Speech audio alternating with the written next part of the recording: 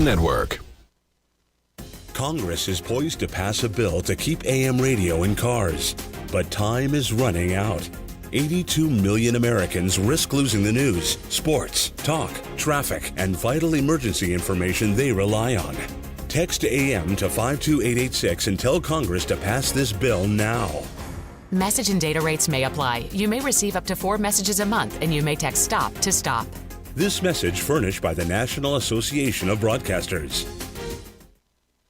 Discover the fish and farm market at the Boston Fish Pier. Open every Saturday from 11 a.m. to 3 p.m. in Boston Seaport. From fresh seafood to juicy tomatoes and sweet corn to grab-and-go options, indulge in the peak of summer's bounty. Support local farmers and enjoy the freshest ingredients all summer long. Sponsored by Mass Farmers Markets, a nonprofit dedicated to championing farmers markets across Massachusetts. Find a market near you at massfarmersmarkets.org. This is Tucker Silva with the Financial Exchange Show, and I'm joined today by estate planning attorney Todd Lutzke from the law firm of Cushing & Dolan with your Financial Exchange quick tip of the day. And today we're talking about how Medicaid irrevocable trusts operate. Todd, many people are afraid that if they transfer money to an irrevocable trust, they will be giving up control of their assets and will have to ask their trustee for permission to spend their own money. Now, is this a valid concern? No, it's really not. And folks, when you think about irrevocable trust, please remember that there are many different kinds of irrevocable trust. There are some that require a loss of control, rigidity, inflexibility. However, the trust we're talking about when you're protecting assets from a nursing home allow the donor to remove and replace the trustee, allow the donor to have really an unbelievable amount of control over the assets that are in the trust. They can live in their house, they can manage and invest their own money, they can sell a house, they can buy a new house. When the money's invested, they can have the income come directly to them. Folks, the control you keep over your assets in an irrevocable trust is really something you must try to learn about. And that's why we're giving you away a guide today to help you understand these trusts. Request this brand new guide from the folks at Cushing & Dolan at 866-848-5699. It's called Unlocking the Power of Medicaid Irrevocable Trusts. Cushing & Dolan have been helping families like yours for more than 30 years, and find out if they can help yours too. 866-848-5699, or you can request it from LegalExchangeShow.com. The proceeding was paid for, and the views expressed are solely those of Cushing & Dolan. Cushing & Dolan and or Armstrong Advisory may contact you offering legal or investment services. Cushing and Armstrong do not endorse each other and are not affiliated. We are the Debt Destroyer Network.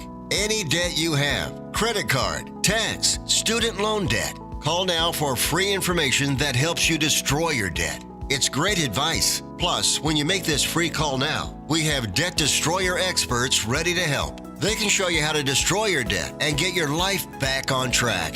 Debt problems don't have to be overwhelming. You can live stress-free and debt-free. Credit cards, medical bills, IRS tax problems, even student loan debt. Learn about free programs offered by the credit card companies, hospitals, and even the government that can help slash your debt. Call the Debt Destroyer now for free information. Call now. 800-430-8804. 800-430-8804. 800-430-8804. Again, that's 800-430-8804. This Veterans Day weekend, help honor all who have served this country. Join us on Saturday, November 9th for the 9th Annual Disabled American Veterans 5K Boston. It's a run and walk to support the DAV Department of Massachusetts. Register now at dav5k.boston.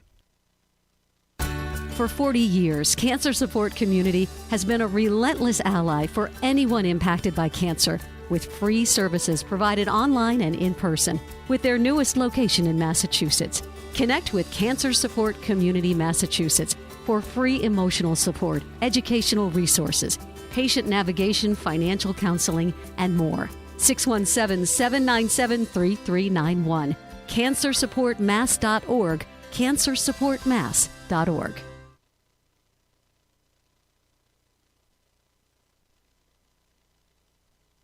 The Financial Exchange is produced by Money Matters Radio and is hosted by employees of the Armstrong Advisory Group, a registered investment advisor. All opinions expressed are solely those of the hosts, do not reflect the opinions of Armstrong Advisory or anyone else. Investments can lose money. This program does not offer any specific financial or investment advice. Please consult your own financial, tax, and estate planning advisors before making any investment decisions. Armstrong Advisory and the advertisers heard on this program do not endorse each other or their services. Armstrong and Money Matters Radio do not compensate each other for referrals and are not affiliated.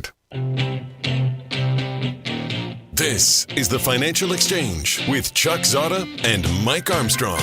Your exclusive look at business and financial news affecting your day, your city, your world. Stay informed and up to date about economic and market trends, plus breaking business news every day. The Financial Exchange is a proud partner of the Disabled American Veterans Department of Massachusetts. Help us support our great American heroes by visiting DAV5K.Boston and making a donation today. The DAV 5K Boston is presented by Veterans Development Corporation.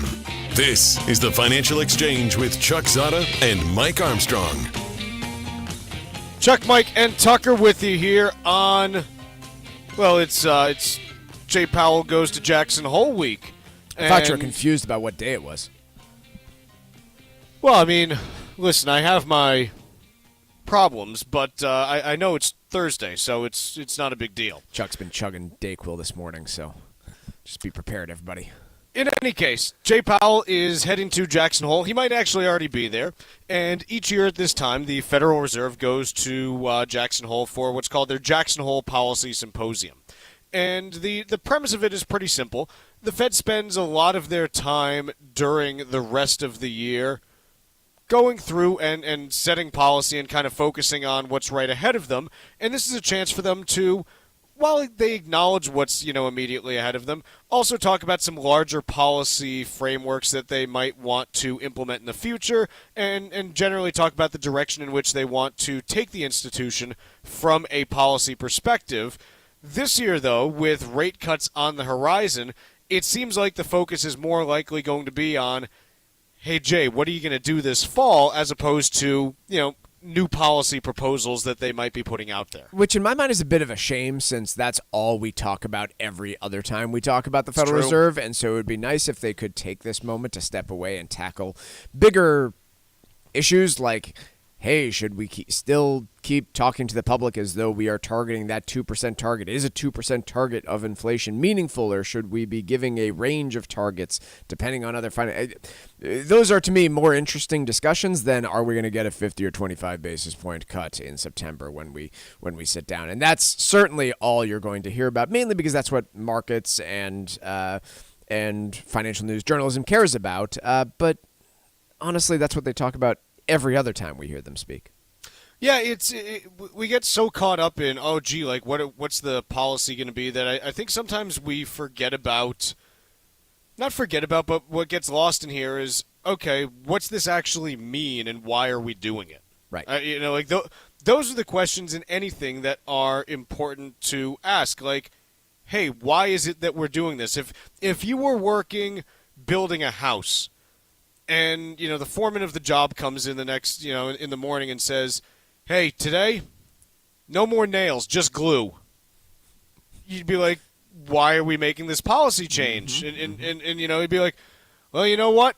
I just don't like nails. Okay, that's not really a good reason for that. Like, we're going to push back on this a little bit. Likewise, the questions that I think are worthwhile to ask are ones that, you brought up there, which are, hey, why are we targeting 2% inflation? Should we be targeting 2% inflation? Is monetary policy the best tool to generate 2% inflation? These are things that actually help us determine whether we're right or wrong in what we're doing, because ultimately, any kind of science, it boils down to one thing and one thing only, which is, how do you know that what you believe to be true is actually true? And what has always bothered me a little bit about economics is that it gets talked about as if it's hard science like physics, when in reality it's closer to social science like philosophy. It's not quite there, but it's ultimately economics is kind of the study of like human behavior as it affects buying decisions, and that's not something that is hard coded like how fast an object falls in a vacuum. So I think it's good to ask questions about, like, hey, why is it that we're doing what we're doing? Because oftentimes you can find that, hey, we thought that this was doing one thing and we're doing the wrong thing, actually, and maybe we need to adjust our approach here. And the whole rest of the year is, okay, how are we reacting to this crisis in front of us? It's important to take a step back in anything that you're doing, I think. Yeah, I kind of think about this in the same way that, our company and other companies do, like a full day offsite of teams that, the idea is to not do the day job when you are doing that, critical thinking and looking back at the year that was. The important thing is to get away from, okay, this is what we do every day, which is, tackle the issues of current inflation and current crises, and take a step back and say, okay, well, in our projections to the general public, in our speeches, are there things that we, in hindsight said that maybe it wasn't such a great idea to say, or things that we didn't say that would have been useful? Those are, I think, the opportunities that you have when you have the Jackson Hole Symposium. And I do suspect that those conversations will also happen. But primarily, people are going to, reporters and everyone else are going to be asking, okay, what's the framework by which you cut by 50 basis points versus 25 basis points at this meeting coming up on September 18th. So now that we've gotten out of the way, Chuck, what the Fed should be talking about, should we tackle whether or not they're going to cut by 25 or 50 basis points at the next meeting?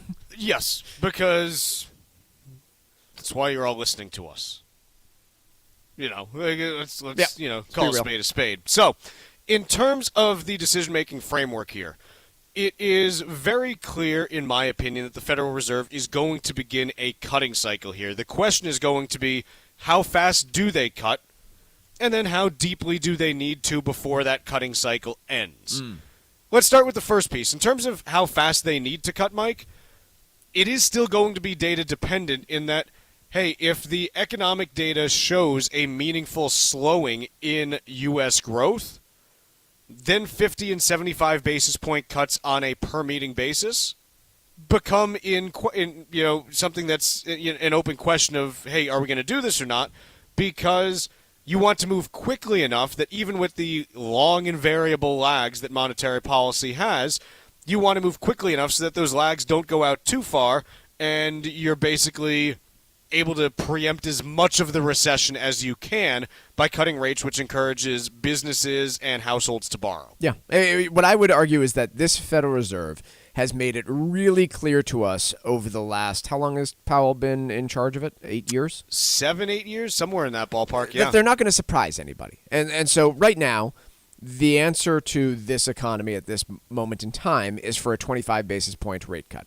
There are circumstances, very clear circumstances, that would call for a 50 basis point cut. And so one of those would be the jobs report that we're going to see on, is it the 6th of September, the Friday? Yes. So let's talk about the circumstances there. If you see unemployment creep up further, let's say it goes from 4.3 where it is now up to 4.5, or frankly even 4.4, any increased creep of unemployment will be a reason, in my opinion, to consider a 50 basis point hike, and the Fed will forecast it. I think we will know really clearly well before that meeting what the policy decision is going to be. They do not like surprising, and I don't suspect that they will here either. Do we have another consumer price index report before the 18th of September, Chuck? Yeah, so if you look at the schedule that is going to be coming out in September, just things that we're going to be getting that could affect this. And really, growth is going to be the big thing, because unless inflation prints hot, it doesn't really matter. But you got ISM manufacturing, you got JOLTS jobs opening, so those two are going to matter, as well as ISM services and the jobs report. We do have a CPI on the 11th of September. Again, I think it's going to be kind of a non-event unless it prints hot, in which case, even if it prints, 0.3 for the month, I'm still not sure that it changes much just because it's one data point, and it's surrounded by a sea of otherwise calm ones.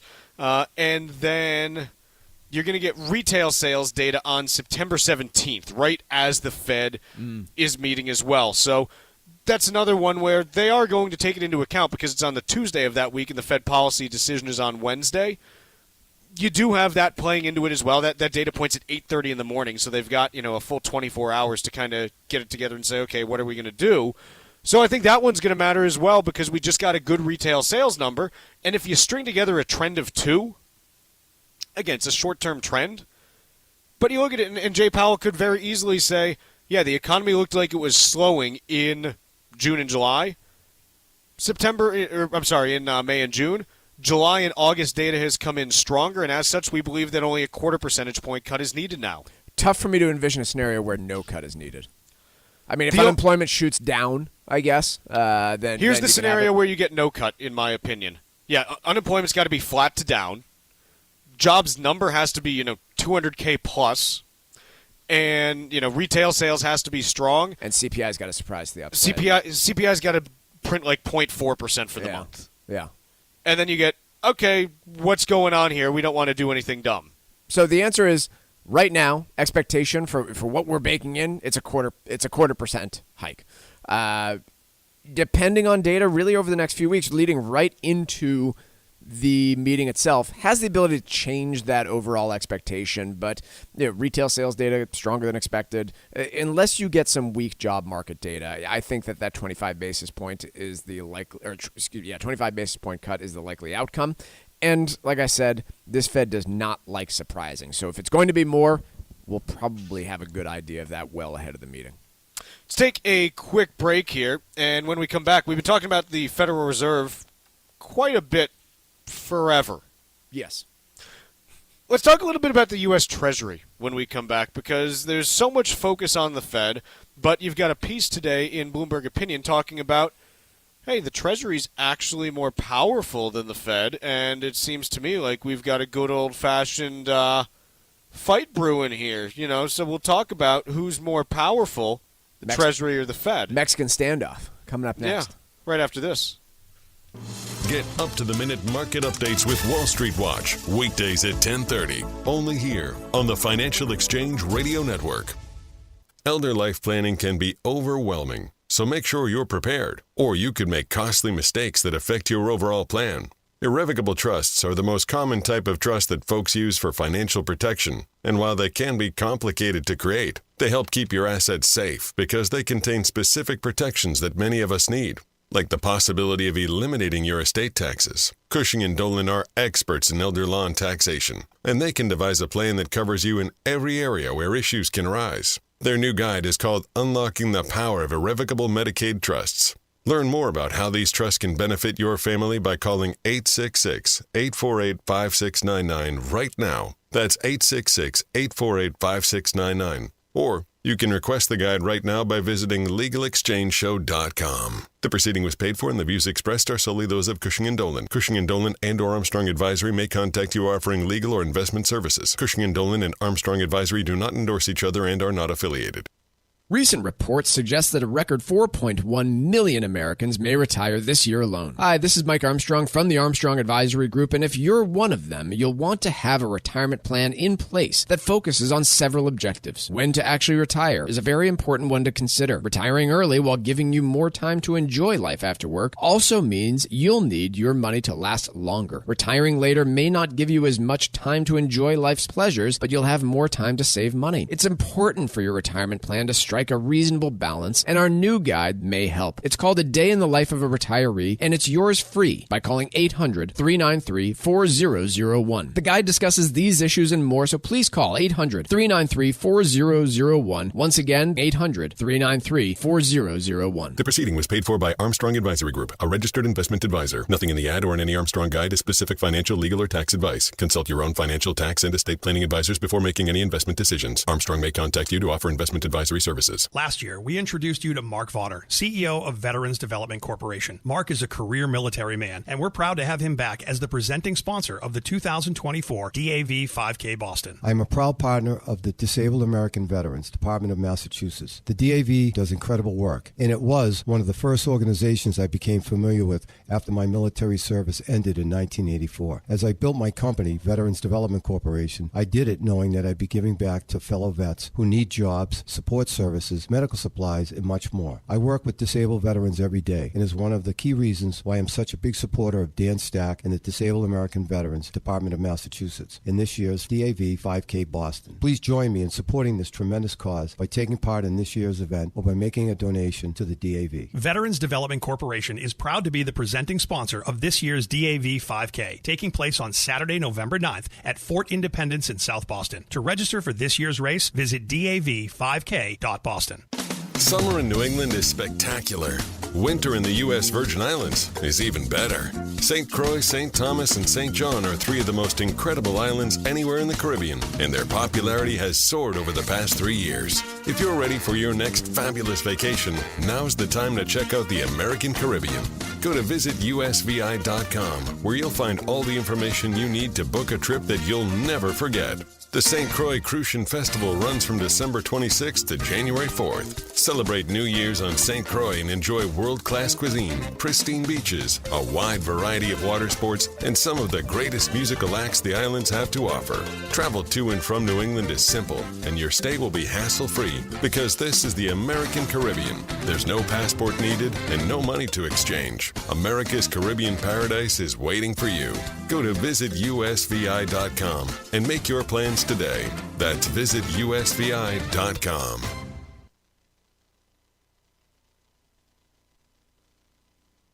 Miss any of the show? The Financial Exchange Show podcast is available on Apple, Spotify, and iHeartRadio. Hit the subscribe button and leave us a 5-star review.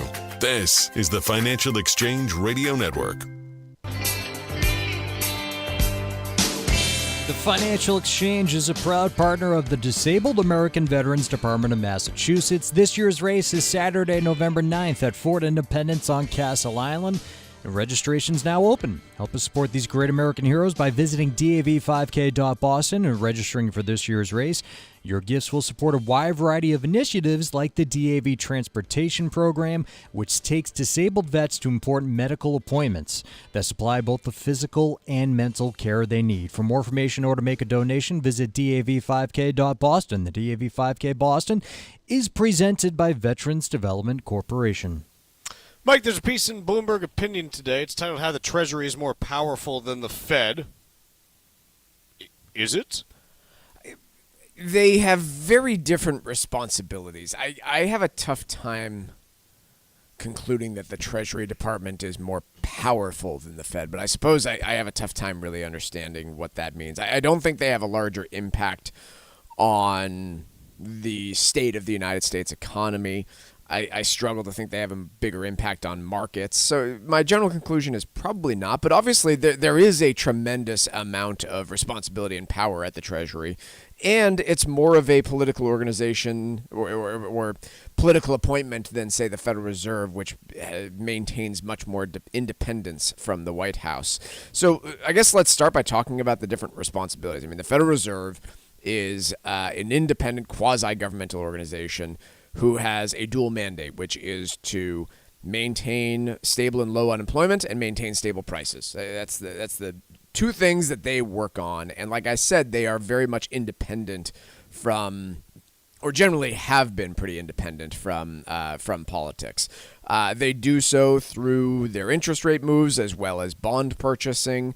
They also share a lot of bank regulation, so regulating local banks and setting rules for the local members of their jurisdiction. The Treasury Department, again, much more part of the administration, appointed by the president, confirmed.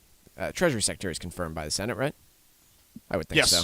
Yep. And responsible for issuing different denominations of debt in order to fund purchases and fund government spending. And so they, too, also have a lot of regulatory responsibility as well. But generally speaking, they manage finances, manage cash flow, and manage risk of the United States government. So very different responsibilities. The point here by Allison Schrager is, look, the Treasury Department determines what to issue in terms of bonds to fund the spending of the United States government. And lately, that's been a lot more on the short-term side of things, which might explain why rates are so high on the short term.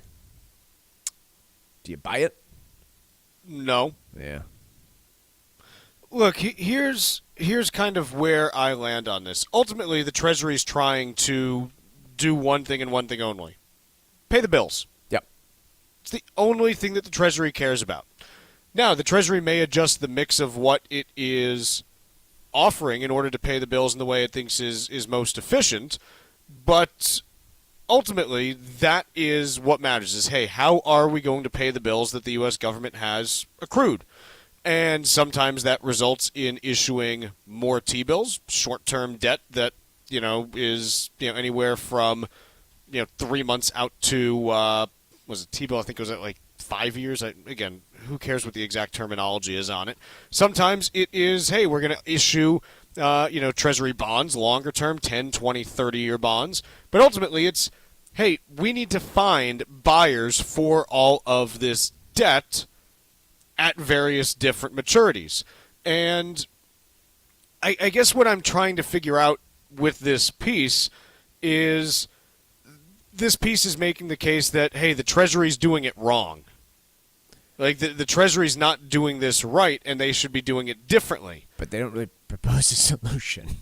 And look, maybe it should be done differently. Well, no, they do propose the solution that they say, again, doesn't even make sense today. It says that's why the Treasury should lock in low rates on more of its debt while it can. It's also why pension funds and individual savers face unnecessary risk in retirement. Basically, it's saying, hey, everyone's buying too many short-term bonds and no one's buying enough long-term bonds. But the Treasury can't fix that. Well, here's the thing.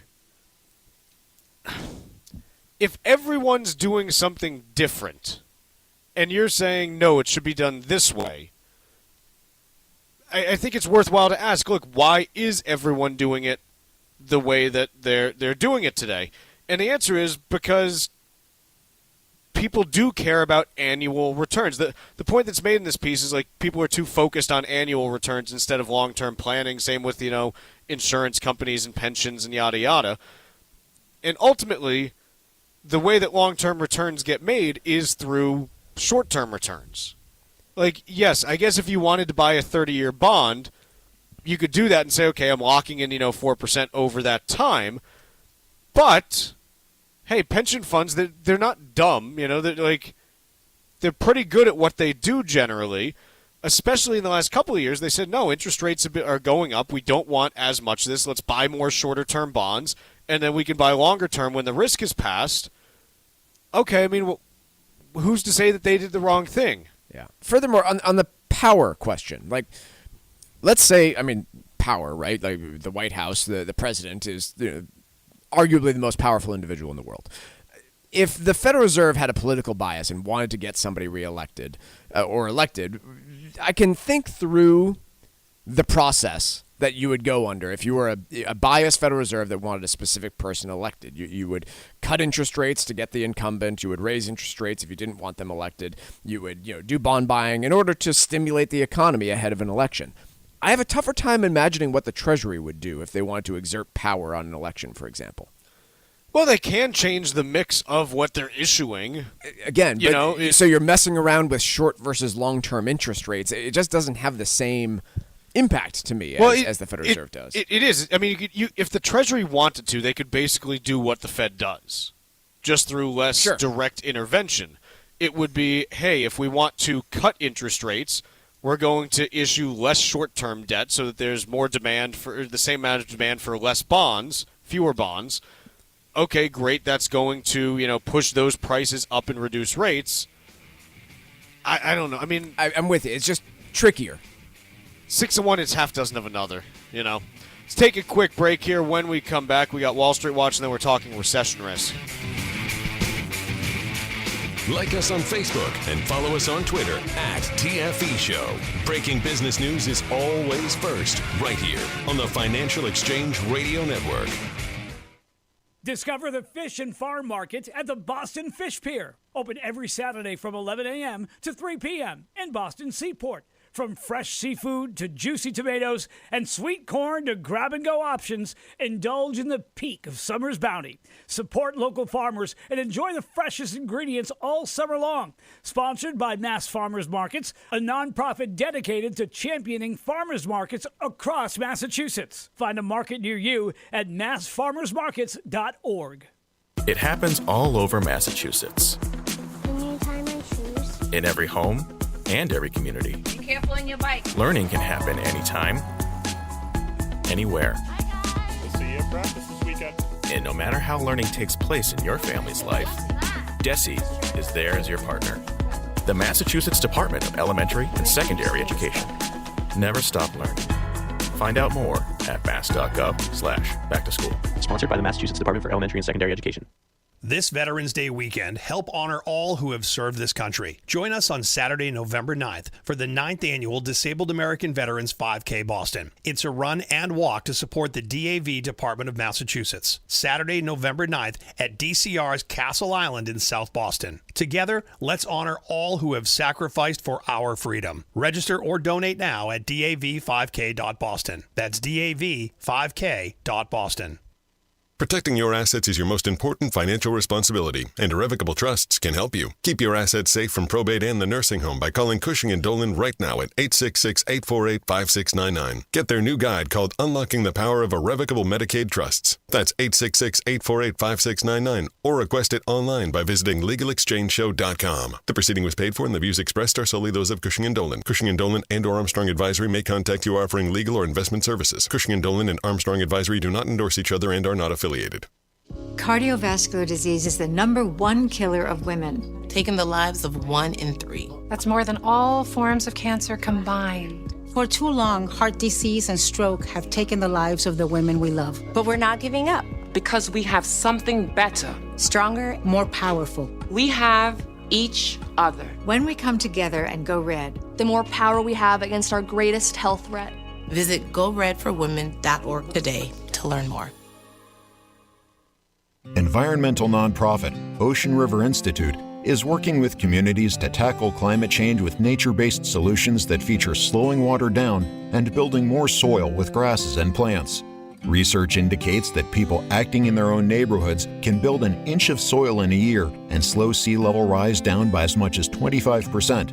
Please visit oceanriver.org for more information on opportunities to make a difference and go the distance for savvy stewardship of a greener and bluer planet Earth. Hi, this is Chuck and Mike from the Armstrong Advisory Group, and our guide this month is titled A Day in the Life of a Retiree. Mike, one of the key focuses of this piece is about how to figure out how much income you actually need in retirement and where you start tapping assets from. How do you make those decisions? Yeah, don't you hate the rules of thumb on this, right? Like, oh, I'm going to need 80% of what I had before. The answer is that there is no rule of thumb. There's no good one that you can use to figure out how much income you are going to need in retirement. Do you have a mortgage? What sort of travel are you planning to do? Yes, you won't be commuting as much. Maybe you and your spouse can go down to one car, but if all of a sudden your plan is to dramatically increase your travel budget, that changes everything. And when you look at other things that can matter, it could be where's your family located? Are you planning on moving somewhere else? Do you have grandkids that you want to spoil? These are all things that are going to play into that discussion of how much money you need to retire on. Yeah, no doubt. And so it really does start right there with assessing your retirement ability. It's what type of income am I going to need in order to just be happy. It's not necessarily about maintaining lifestyle. It might be a different lifestyle once you're retired, but will I be content with it? And what sort of activities and lifestyle am I looking for once I am done with that 9 to 5, once I'm done putting in the hours for working and saving for my future? Our guide this month is titled A Day in the Life of a Retiree. The way to request it is by calling 800-393-4001. Again, it's titled A Day in the Life of a Retiree, and you can request it by calling 800-393-4001. The proceeding was paid for by Armstrong Advisory Group, a registered investment advisor. Nothing in the ad or in any Armstrong guide is specific financial, legal, or tax advice. Consult your own financial, tax, and estate planning advisors before making any investment decisions. Armstrong may contact you to offer investment advisory services. Time now for Wall Street Watch. A complete look at what's moving markets so far today, right here on the Financial Exchange Radio Network. Well, coming off a winning week where traders saw the S&P 500 advance nearly 4%, markets today are slightly in positive territory as investors await Jerome Powell's Friday speech at the central bank's Jackson Hole Symposium. Right now, the Dow is up by about 0.33% or 143 points. S&P 500 is up by about 0.25% or 12 points, and the NASDAQ up by 24 points. Russell 2000 edging about 0.25% higher. 10-year Treasury yield up by 1 basis point, down by 1 basis point at 3.87%, and crude oil off about 1%, trading just below $76 a barrel. Shares in AMD up 2.5% following news this morning that the chip maker would acquire ZT Systems in a $4.9 billion deal. ZT Systems is a tech company based in New Jersey that produces servers and other equipment used in data centers for artificial intelligence. Meanwhile, Estee Lauder CEO said Estee Lauder said its longtime chief executive would retire next year. The beauty conglomerate also cautioned that weak Chinese demand will continue to weigh on business. That stock is flat, edging higher. Elsewhere, shares in Fubo TV up by 27% after a judge on Friday blocked the launch of its latest competitor, Venue Sports, created by Warner Brothers Discovery, Fox, and Disney.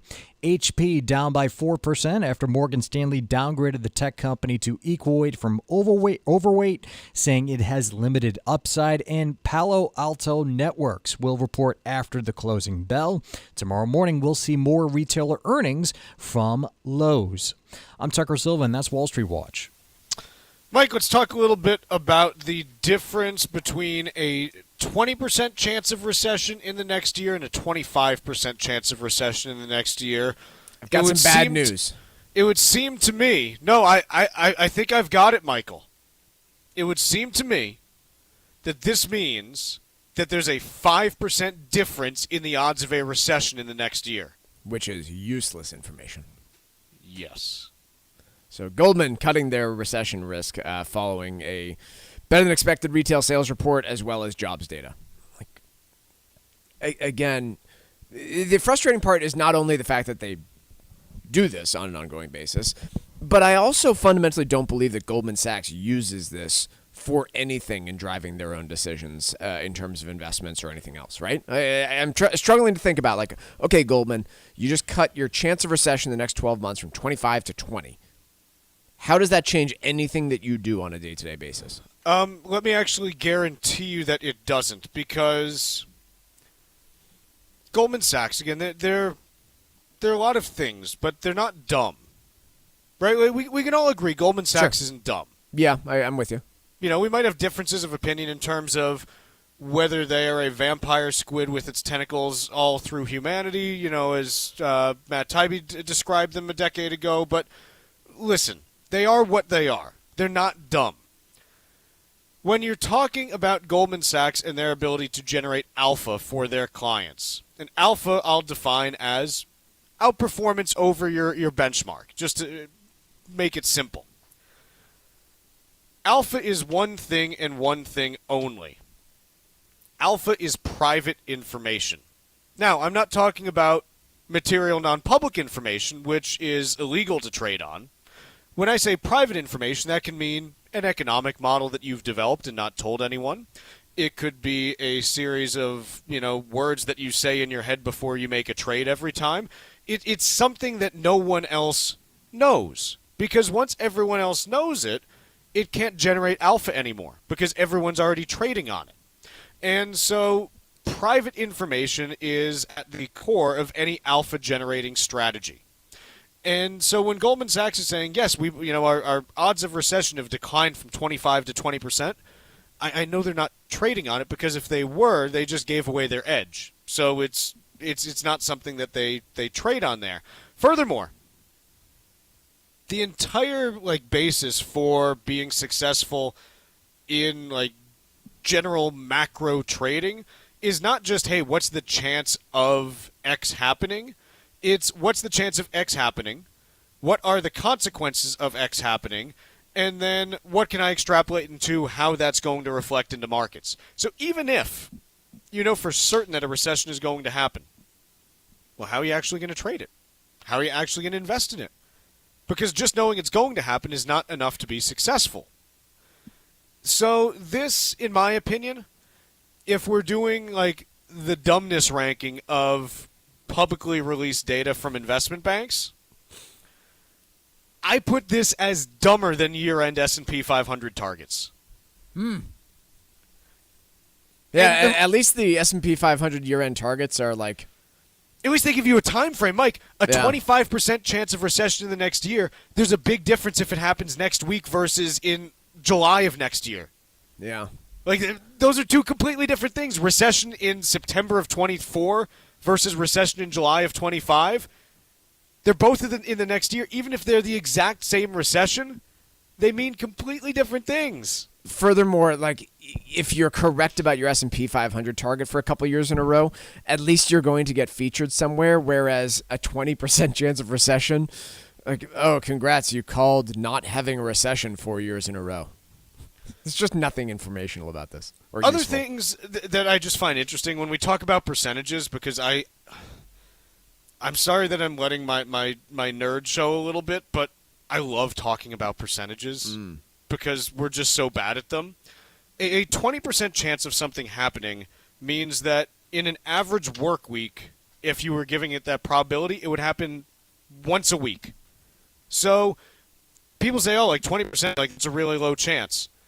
Mike, if I gave you a 20% chance of having a car accident this week, would you like I would take probably that? not drive. You'd be like, I'm not driving, I'm not leaving Biking the to house. work. Something that happens Actually, no. 20% of the time is really frequent, actually. Yeah. So this is why, like, when we have these recession probabilities that get put out there, a 20% chance of recession, in my opinion, is actually a really high chance.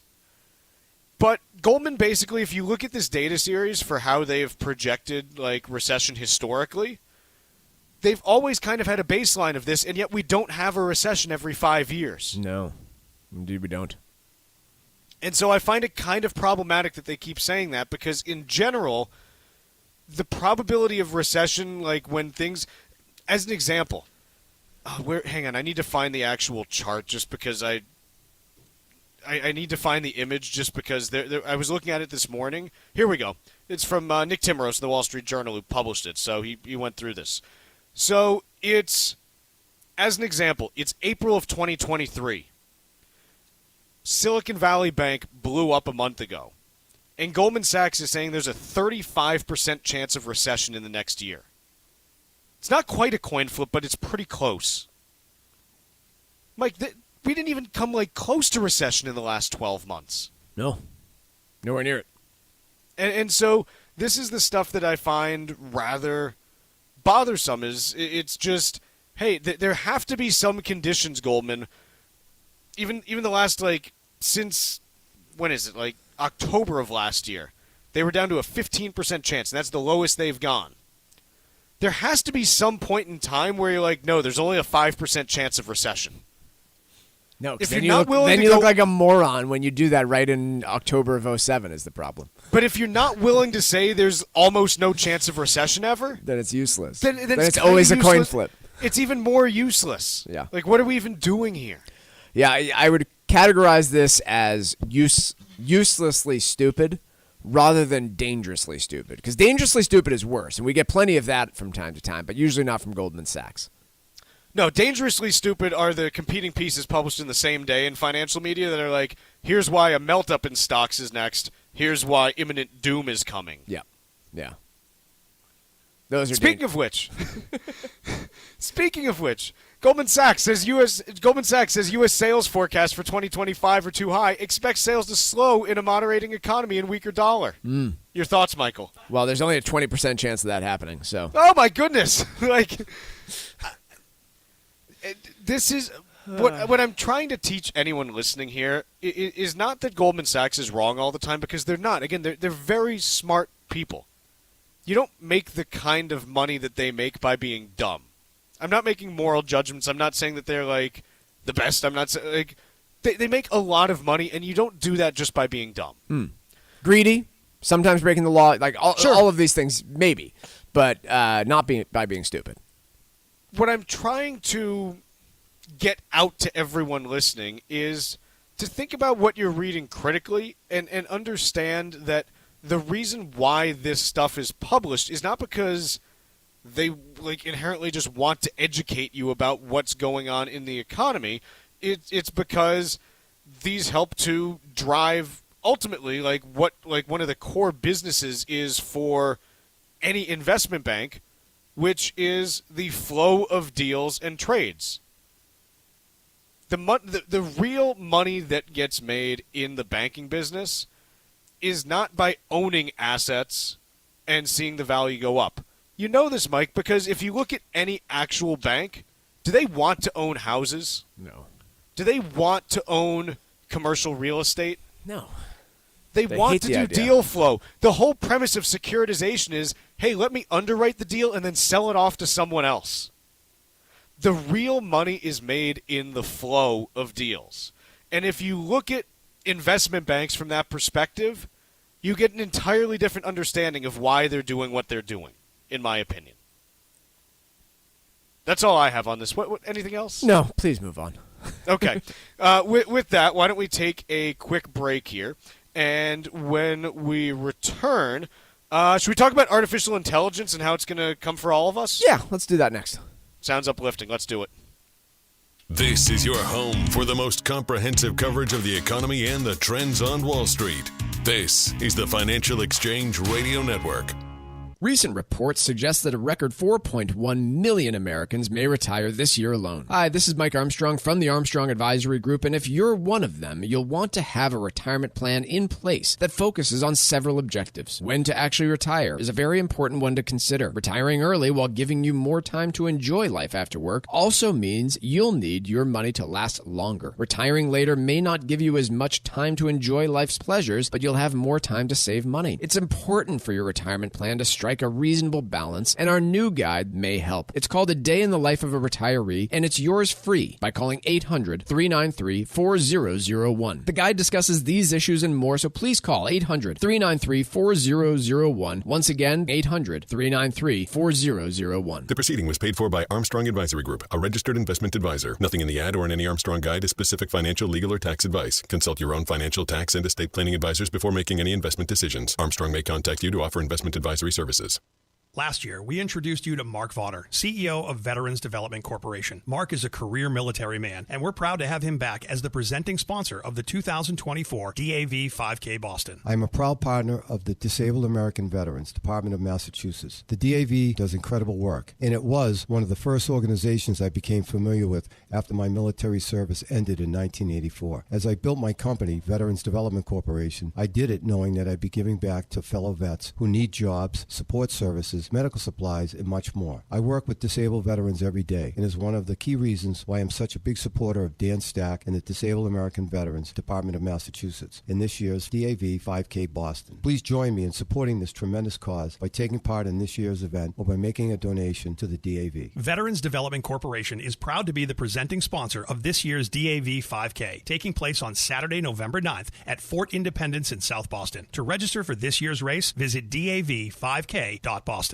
Protecting your assets is your most important financial responsibility, and creating a trust is a great way to help. Cushing & Dolan are experts in elder law. Their brand new guide out this month is called Unlocking the Power of Irrevocable Medicaid Trusts. There are many types of trust to consider, but irrevocable trusts can establish the kinds of safeguards you'll need to protect your assets long term. Learn about how the trust can protect your assets from probate and potentially eliminate your estate taxes. If you're closing in on retirement and have an existing trust that needs a second look, or if you need a new trust to ensure that your assets are secured, call Cushing & Dolan right now at 866-848-5699 and let them help you create a plan that gives you confidence in your financial future. That number again is 866-848-5699. Or request the guide online by visiting LegalExchangeShow.com. That's LegalExchangeShow.com.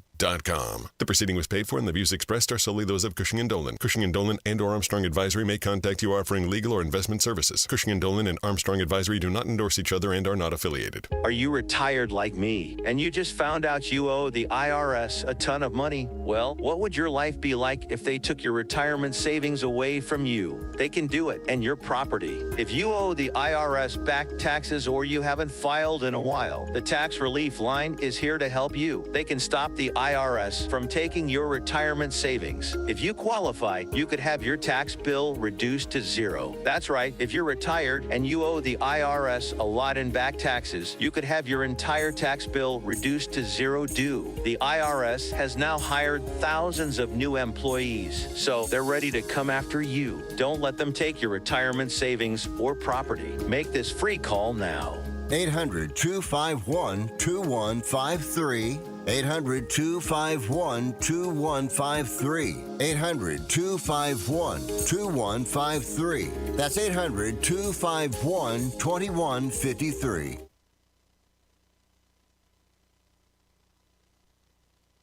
The Financial Exchange streams live on YouTube. Like our page and stay up to date on breaking business news all morning long. This is the Financial Exchange Radio Network. Piece today from the Financial Times. More than half the U.S. biggest companies see artificial intelligence as a potential risk to their business, according to a new survey of corporate filings that highlight how emerging technology could bring about sweeping industrial transformation. Overall, 56% of Fortune 500 companies cited AI as a risk factor in their most recent annual reports. Michael, in my opinion, this does not mean that most companies are imminently worried about AI as something that's going to change their business tomorrow, but rather their lawyers want to cover their bases so that they don't get sued by people who own the stock if AI turns out to harm the company. I was going to say, this is CYA. Yes. Which stands for cover your rear end. So this is not anything that they are genuinely concerned about at this stage. I do find, here's what's concerning to me about artificial intelligence, is that already it's a very impressive tool, and it's pretty much in its infancy right now. So nothing about AI today scares me terribly. Like, can you make a scam a little bit easier to convince people of? Yeah. Can you post a video that looks like it's real even though it's not? Absolutely. Create a picture that's false and misleading? Definitely. But they're pretty easy to discover and detect and yada, yada, yada. They're pretty easy to discover and detect and refute now. And that's my concern, is we are very much, like, was anyone talking about artificial intelligence tools other than IBM 2 years ago? Not really. Did the average person have any idea what artificial intelligence tools actually looked like and did prior to 2 years ago? Not really. Yeah. So we're at the very beginning stages of all this. And so is there anything to be really genuinely concerned about, even on the part of corporations right now? No. It's probably lawyers covering their own rear ends. And we have no idea what those risks are going to look like in the future. And that's what keeps me up at night, I suppose. Summer in New England is spectacular, but winter in the U.S. Virgin Islands is even better. St. Croix, St. Thomas, and St. John are three of the most incredible islands anywhere in the Caribbean, and their popularity has soared over the past 3 years. If you're ready for your next fabulous vacation, now's the time to check out the American Caribbean. Go to visitusvi.com, where you'll find all the information you'll need to book a trip that you'll never forget. The St. Croix Crucian Festival runs from December 26th to January 4th. Celebrate New Year's on St. Croix and enjoy world-class cuisine, pristine beaches, a wide variety of water sports, and some of the greatest musical acts the islands have to offer. Travel to and from New England is simple, and your stay will be hassle-free because this is the American Caribbean. There's no passport needed and no money to exchange. America's Caribbean Paradise is waiting for you. Go to visitusvi.com and make your plans today. That's visitusvi.com. Mike, do we want to talk about WorldCoin and eyeballs, or why? WorldCoin and eyeballs. Let's talk eyeballs. It's just a weird story. So would you like to introduce it from here, Chuck, or should I? So Sam Altman, who is the CEO of OpenAI, creator of ChatGPT, if you're unfamiliar. Yes. And he has another initiative called WorldCoin. And what he is doing as part of this is, well, it's trying to verify whether someone is human or not by scanning the irises. Kind of, I mean, think of if any of you have seen like Minority Report or any movie in the future where they scan your eyeballs to identify you. That's what he's trying to do. And once you do that, you get a World ID passport that you can use to prove that you're human, because in the future we're not going to know whether a robot is a robot or if it's a human. I love futurists. I'm big, like, great for somebody for planning for things 100 years ago, or from now. But can we focus on, like, there, in my view, is probably not going to be a scenario in my lifetime where I'm worried about a human-looking robot that convinces me that they are human. I don't think that that's the most likely outcome. I'm a bit more concerned about somebody creating content that is genuinely confusing on the internet as to whether or not it is true, and disseminating that information across the globe and generally creating confusion about the state of something in our world, whether it's politics or war or any of these things. Those are the imitations of humans that I am worried about, not the realistic human being from some Tom Cruise or Bruce Willis movie that's going to make their way in front of me and convince me that they are a human being. How about you, Chuck? Well, here's the other thing. So they're collecting all of this personal biometric data, and they've had 6 million people that have signed up, by the way, for this stuff. It's mostly in Africa and Asia. And it sure seems to be taking advantage of low-income populations that don't know a ton about technology. And don't have strong consumer protection laws would be my guess. Yeah, and so you're accumulating all of this biometric data with unclear rules as to who owns it and what they can do with it. And that, to me, seems like a bigger problem than what a robot might look like in the future. Yeah. I don't know. Again, I'm happy that people are thinking about the problems of tomorrow, but in the meantime, you're potentially creating a much bigger problem today of storing a bunch of people's very personal information on your servers without clear protections for those individuals. Mike, I've seen lots of robots today. They do some really cool stuff, but they look like robots. Yeah, and I think they will for most of our lifetime. Right? We're kind of far away from actual androids that can imitate humans. Do we have problems with AI-generated video? Yeah, you bet. Solve those problems. But if you're just collecting a bunch of data on how real human eyes are, aren't you enabling the creation of fake human eyes that look real? Quick break. Hour 2's next.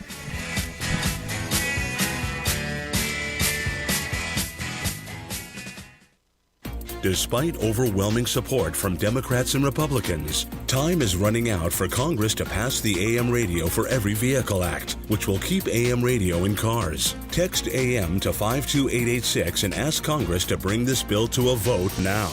AM radio is too important to let this moment pass us by.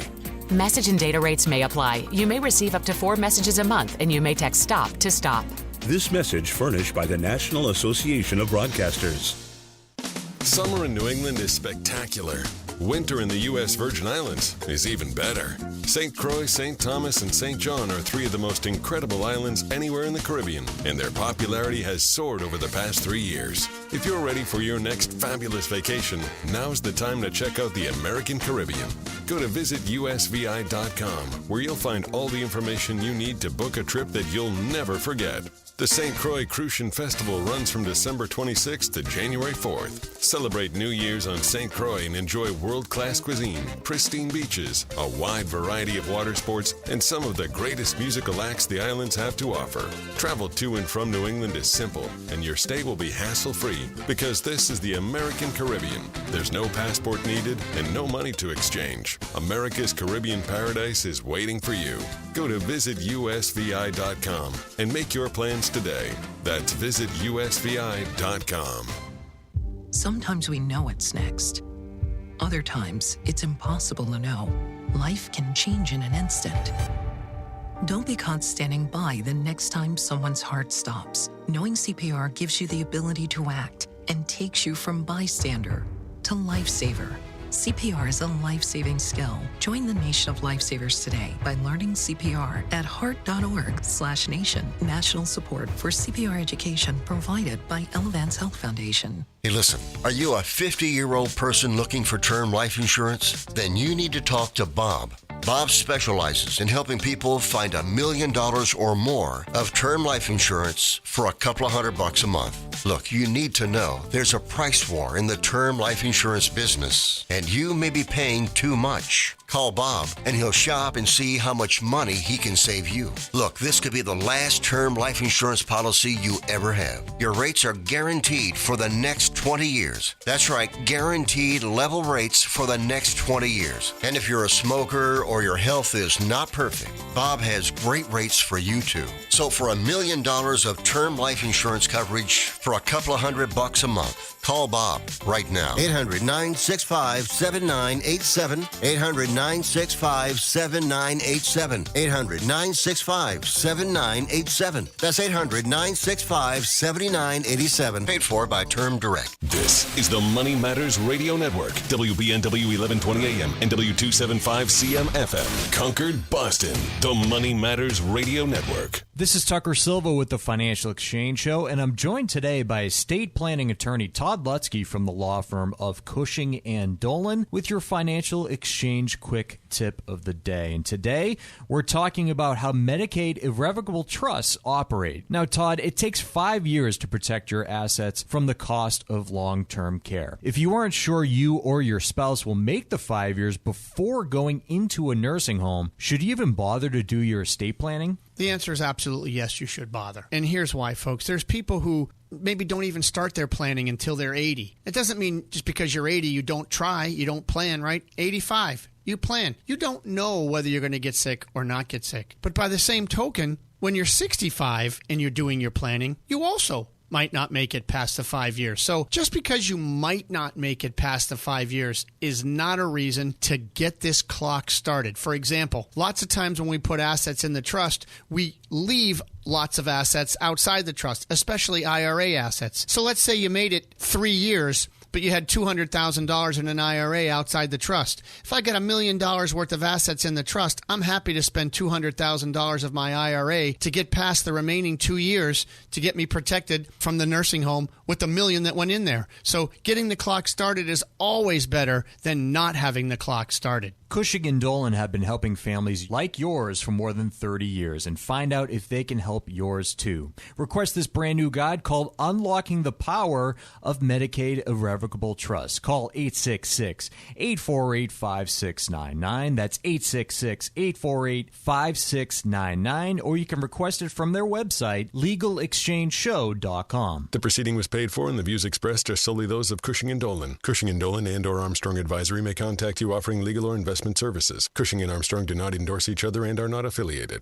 Discover the fish and farm market at the Boston Fish Pier. Open every Saturday from 11 a.m. to 3 p.m. in Boston Seaport. From fresh seafood to juicy tomatoes and sweet corn to grab-and-go options, indulge in the peak of summer's bounty. Support local farmers and enjoy the freshest ingredients all summer long. Sponsored by Mass Farmers Markets, a nonprofit dedicated to championing farmers markets across Massachusetts. Find a market near you at massfarmersmarkets.org. If you're getting close to retirement, you've likely thought about how you'll spend all of your free time. Hi, this is Mike Armstrong from the Armstrong Advisory Group, and with no more 40-hour work weeks or hour-long commutes on your agenda, you might find yourself on the links in Florida or traveling the world with your spouse and family. The financial pieces of the retirement puzzle are important. Having a specific plan about how you want to live day to day in your post-professional life is just as important, and our new guide called A Day in the Life of a Retiree may help. You can get it today by calling 800-393-4001. In the guide, we're going to discuss how to connect your financial needs in retirement to where and how you'll be living. Call us again at 800-393-4001 and get your free copy today. That number again, 800-393-4001. The proceeding was paid for by Armstrong Advisory Group, a registered investment advisor. Nothing in the ad or in any Armstrong guide is specific financial, legal, or tax advice. Consult your own financial, tax, and estate planning advisors before making any investment decisions. Armstrong may contact you to offer investment advisory services. Hi, I'm Lisa Hughes. This Veterans Day weekend, help honor all who've served our country and join WBZ for the annual DAV 5K,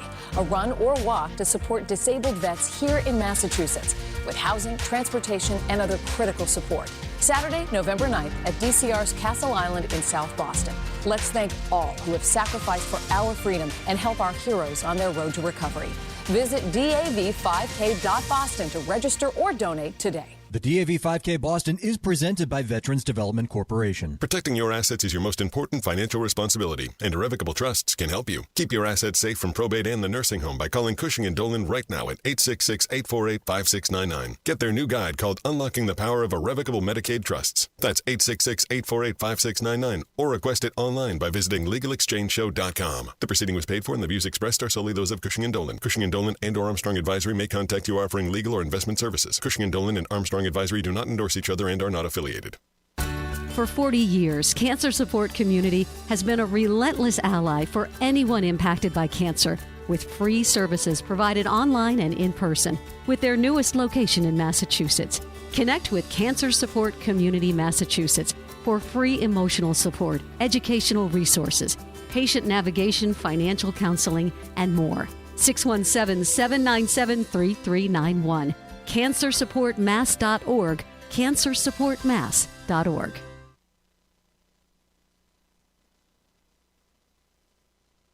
The Financial Exchange is produced by Money Matters Radio and is hosted by employees of the Armstrong Advisory Group, a registered investment advisor. All opinions expressed are solely those of the hosts, do not reflect the opinions of Armstrong Advisory or anyone else. Investments can lose money. This program does not offer any specific financial or investment advice. Please consult your own financial, tax, and estate planning advisors before making any investment decisions. Armstrong Advisory and the advertisers heard on this program do not endorse each other or their services. Armstrong and Money Matters Radio do not compensate each other for referrals and are not affiliated. This is the Financial Exchange with Chuck Zodda and Mike Armstrong. Your exclusive look at business and financial news affecting your day, your city, your world. Stay informed and up to date about economic and market trends, plus breaking business news every day. The Financial Exchange is a proud partner of the Disabled American Veterans Department of Massachusetts. Help us support our great American heroes by visiting DAV5K.Boston and making a donation today. The DAV 5K Boston is presented by Veterans Development Corporation. This is the Financial Exchange with Chuck Zodda and Mike Armstrong. It is Chuck, Mike, and Tucker with you here. And as we kick off Jackson Hole Week for the Federal Reserve, markets have a nice little floatiness to them. I think that's the technical term here. The Dow is up 197 points. The S&P is up 23 points. And the NASDAQ up 70 points. So the S&P 500 right now, by the way, for all of the doomers from 2 Mondays ago, is now less than 1.6% away from its all-time high. Doesn't mean that it won't go down from here, but it does mean that... Sorry, Jeremy Siegel, we didn't need an emergency 75 basis point cut 2 weeks ago today, and I'm sorry, I'm just going to kind of pound the table on this one for a little while. As well you should. Yep. And look, when the day comes when, I'm wrong, which will probably be tomorrow, then, all of you listening can be like, Chuck, what the heck's wrong with you? And that's fine. That's what we do here. Bonds, the 10-year U.S. Treasury is down 1.7 basis points to 3.875%. Oil, West Texas Intermediate, down 48 cents to 76.17 per barrel. AAA national average for gas prices sliding again another 0.3 cents to 3.41 and 0.1 cents nationally, so down about 10 cents over the last month now on the AAA national average for gas prices. We'll see if we have any further momentum there, but I suspect we're stalling out somewhere soon as far as how much lower we can go. And for gold, we're up $3.30 an ounce to $25.41 and 10 cents. Anything else catching your eye in markets today, Michael? No, sir. Okay. Let's move on to this piece from the Financial Times. It's titled, U.S. Housing Crisis Becomes a Critical Issue in the Presidential Election. And what it's talking about is that you still don't have good supply of homes in most parts of the country. While some parts have recovered to pre-pandemic levels, you have other parts that are still well below those peaks. And even when we're talking about pre-pandemic levels, we still had cases, throughout much of 2018-19 where it was, hey, homes are still too expensive and there aren't enough for us to be able to buy in order to get prices to where we want. And so how can we improve the housing situation, Michael? What can we actually do? Let's, again, because this is referencing the presidential election. If you were elected president, Mike, and you were given unlimited power to, improve home affordability aside from directly setting the prices that homes could be sold at, what tools would you use to help make housing more affordable? Does it all have to be popular? No, it can be really unpopular. Yeah, I would lower some tariffs on cheap imported goods that we can use to construct housing from China as well as Canada. And then I would wrest away a whole bunch of control of local zoning boards somehow, probably with a carrot and stick approach in terms of, hey, either zone a bunch of places locally for more dense housing, or you lose this type of funding, or if you do, you get this type of funding. That would probably be my approach rather than more regulation put into place. So I have an interesting one that I haven't really gamed up, but I just started thinking about what I would do as I looked at this morning, and so there's a decent chance what I'm about to say is really dumb. Okay, I like it. I would completely get rid of the mortgage interest deduction, which I know everyone who owns a home just turned us off. But that's fine, because here's the other piece. What I would do with all that money that we, basically, because remember, the mortgage interest deduction, it sounds like a tax credit. It's really the federal government is paying you to own your home. Yeah, and furthermore, I'd be interested in how much is still received on that, because I've got to imagine 15 to 20% of filers actually take it. In any case, I would get rid of that and say, let me see how much money that is each year. It is, let's see. I can't figure out aggregate numbers. But here's what I would do. I think we can agree that there are two main problems. We're not building enough homes, and the ones that we're building are too expensive, right? I'm more focused on the first one. I don't really think the second one is the cause of the problem. I think it's just a result of some of the conditions. Well, I'm going to try to kill two birds with one stone. Okay. What I would do with the money that I save from the mortgage interest deduction is I would create a new incentive for builders. And the incentive is very simple. If you build more homes next year than you did this year, and those homes are priced below the median home price for the county that you're building them, you get a deduction worth whatever that difference is. So you're incentivizing more homes to be built at cheaper than the median cost that they were sold at the year before. Okay. And the federal government will pay that to make those homes cheaper. I have no idea if it'll actually work. It's probably really dumb. I'm not going to call it really dumb, but here are some of the ramifications that I think of. Yeah. Builders are now incentivized to build, let me just call it crappier homes, because one way to get the median price down is to build a lower quality property using poor materials. And it still has cheaper. to pass all its inspections. True. Like I'm not saying let's wait. I'm not saying hey, get rid of all your inspections and permits and this and that. I'm just saying you have to build more cheaply. Your method would be less extreme than mine. And most you also, certainly. And and you also more don't accomplishable. have to do it. Remember, you can still build a home that's more expensive. You just don't get my super duper tax deduction for you as the company. Yeah. To me, I don't know how. I still don't know how you do this without having people with pitchforks walking down the street to D.C. But I was talking to somebody the other day who lives in a tiny town called Kensington, New Hampshire. The minimum building lot size in this part of Kensington, New Hampshire, which I haven't verified, I was talking to them, a 2-acre minimum build lot. In southern New Hampshire, where demand is through the roof. Well, I don't like again. I think that fact that law can even exist is just kind of preposterous. I don't know that that's necessarily the problem. Like small towns that are not building enough are not where the issue is. Like there's a reason why they're still small, and it's not just because they have a 2-acre minimum lot size. The issue is, hey, the places where people want. The issue was places where thousands of people want to live are only allowing single-family construction. Right, but that's the same story. I mean, what's true in Kensington, New Hampshire is also true in Needham, Massachusetts. Maybe not with a 2-acre lot size, but show me a map of Needham, Wellesley, and several other towns around 128 that allow, show me the map of how many of those areas in those towns allow for multifamily construction. And I would imagine it is a very small portion of those towns. And that's my concern about a tax credit to builders is if ultimately the laws in those local communities don't allow for cheap construction, then it won't get done. Well, I'm looking at Kensington just because you brought it up right now. There's 672 housing units in Kensington right now. Yeah. Again, Kensington's not going to change the world.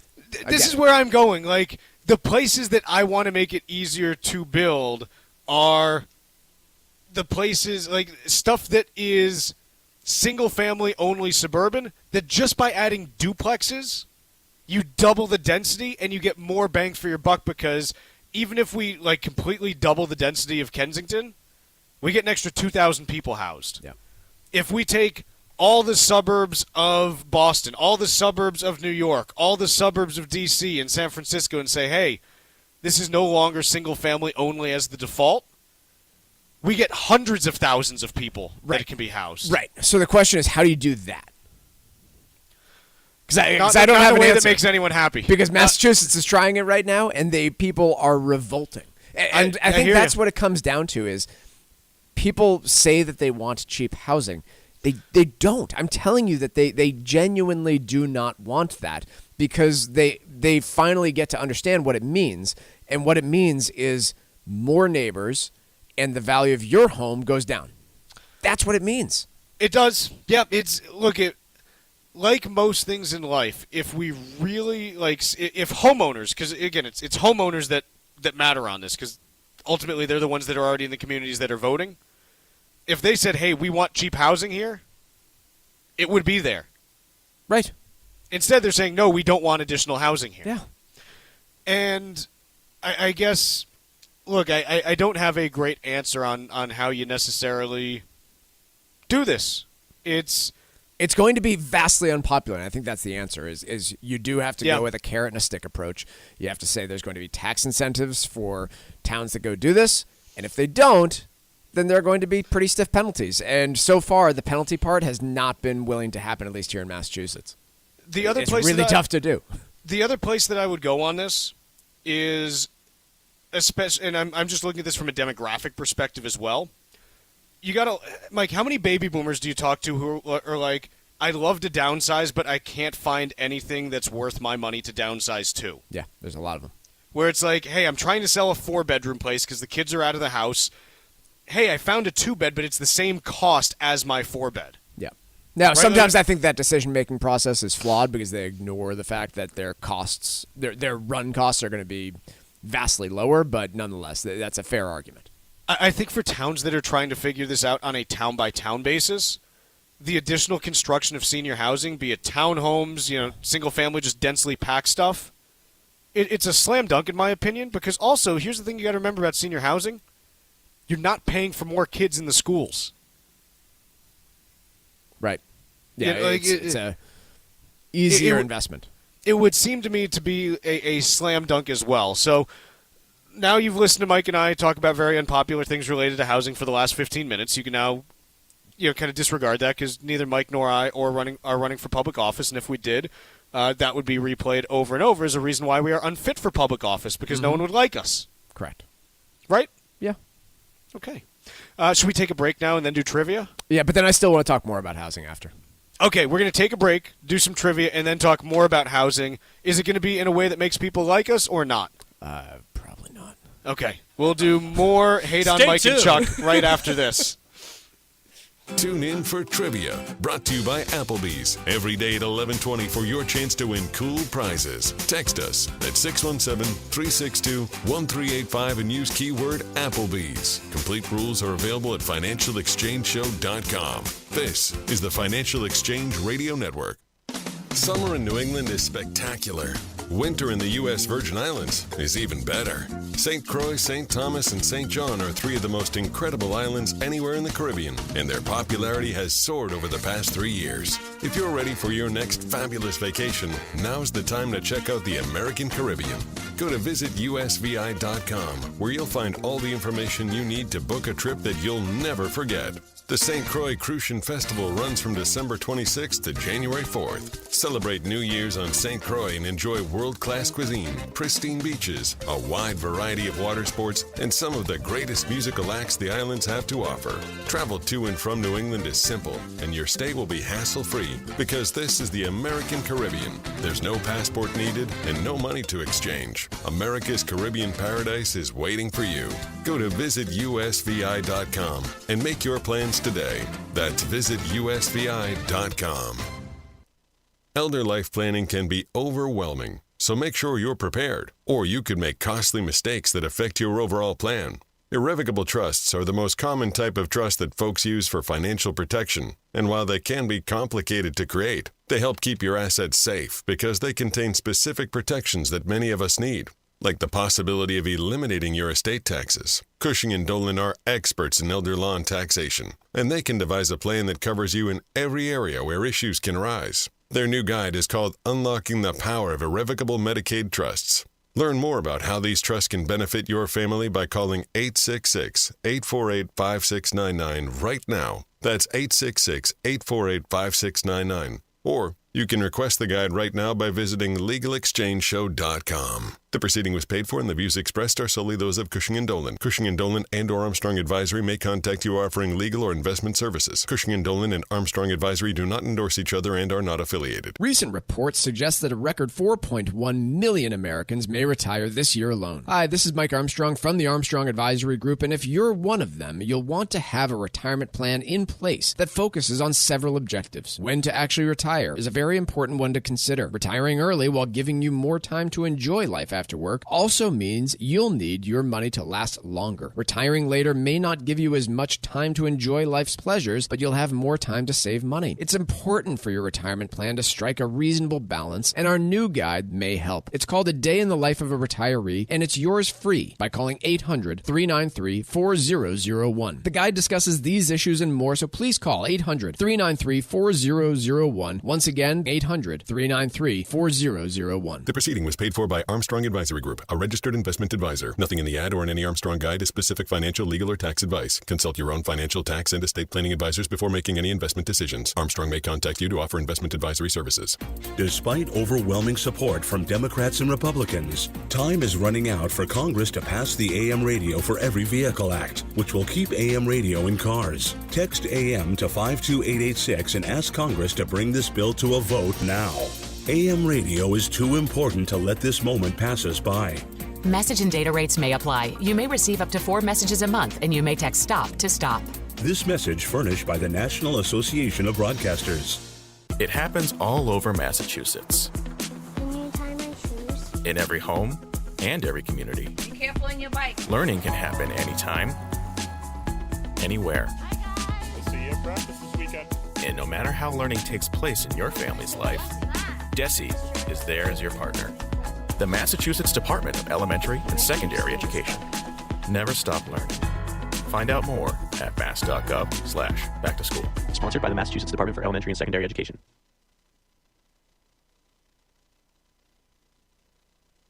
The Financial Exchange streams live on YouTube. Like our page and stay up to date on breaking business news all morning long. This is the Financial Exchange Radio Network. Trivia brought to you by Applebee's. Take your friends or family to any area Applebee's and enjoy half-price late-night appetizers after 9 p.m., including boneless wings, spinach and artichoke dip, and warm pretzels dipped in beer cheese. And don't forget to join Club Applebee's to enjoy exclusive deals and specials. You'll get a free appetizer just for signing up.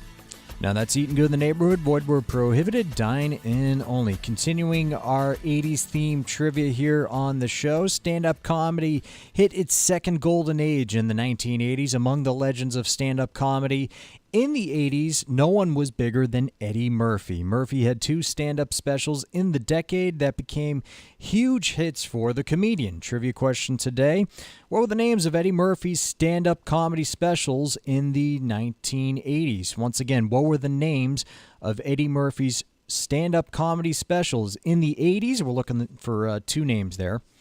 Be the fourth person today to text us at 617-362-1385 with the correct answer, and you win a Financial Exchange Show t-shirt and be registered to win a $100 gift card to Applebee's. Be sure to include the keyword Applebee's in your text, and we'll give away that Applebee's gift card on Friday's show. 617-362-1385, and the fourth correct response will be our winner. See complete contest rules at financialexchangeshow.com. Mike, what else do you want to talk about on housing? So last segment we talked about our way of solving housing. I think we should talk about the two candidates running for president and what they are proposing. I haven't, correct me if I'm wrong, I haven't heard much of anything from the Trump campaign in terms of their plans to deal with expensive housing. I don't think it's been a big campaign item. But it might become one. I don't think I've seen anything specific from them, no. So let's talk about the one from the Harris campaign instead then, because they have come out with specifics. First, they want to unveil a tax credit of up to $25,000 for first-time home buyers. Second, they want to propose tax breaks for home builders to build starter homes. So unclear what that would mean, but something similar to what Chuck had talked about before there. And then third would be a crackdown on unfair practices by corporate landlords. So let's run through these one by one. First, $25,000 credit to first-time home buyers does make housing more affordable for first-time home buyers, but does not make houses cheaper. Let's be really clear about that. What you are doing is stimulating and may demand. make them more expensive. Right. You are stimulating demand. We've seen what happens to prices when you stimulate demand. They go up. Tax breaks for home builders to build starter homes. Again, lot of stuff to be figured out in the weeds in terms of what that means, and is it a big enough tax incentive to cause them to build starter homes, as well as how are you going to pay for it is a big question that I have. The third one, I have no idea what that means. A crackdown on unfair practices by corporate landlords. I don't know what the unfair practices are to start with, and I don't really understand how the federal government is going to craft legislation to regulate it. Yeah, I would agree. Look, I've talked an awful lot about, at the federal level, or any level of government, the places where you should be taking actions are in places where there is no solution that individuals can come to on their own. And so when we talk about, hey, there are unfair practices by corporate landlords, well, what are those practices, and are they actually the reason why the rent is too damn high? And I'll be the first to tell you, I don't know what we're talking about here. So it may be that there are problems, it may be that there aren't, but just saying, buzzwords that are, hey, these are unfair, and, you mention the word corporate anything, and everyone, gets all up in arms. You've got people's blood pressure going up when you say crackdown, unfair practices, corporate, and landlords. Those are some buzzwords if I've heard them, but I don't think there's anything really behind it. It's a good way to get corporate landlords to crack down on unfair practices? Make them compete more. Build more housing so that there's more competition for where people live. Look, ultimately this boils down to one thing.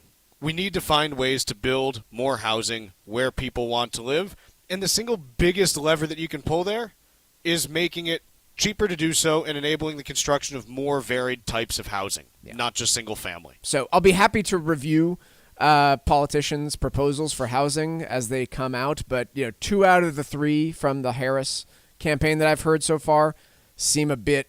Don't really hit. Well, one of them's nonsensical, and the second one that I mentioned, again, you're increasing the price of housing for anyone but a first-time home buyer. So I don't think that really solves the problem. The second one, we'll see. That could be interesting to me, but again, I think far too much gets talked about on the campaign trail that has no actual way of being funded, and that hasn't stopped us from passing legislation in the past, I suppose, but I would hope that we're care a little bit more about that type of thing, of where you're going to pay for some of this stuff. Taking a look at markets as we head toward the bottom of the hour. The Dow now up 198 points, the S&P up 23, the NASDAQ up 71. So you still have a broad-based rally taking place today.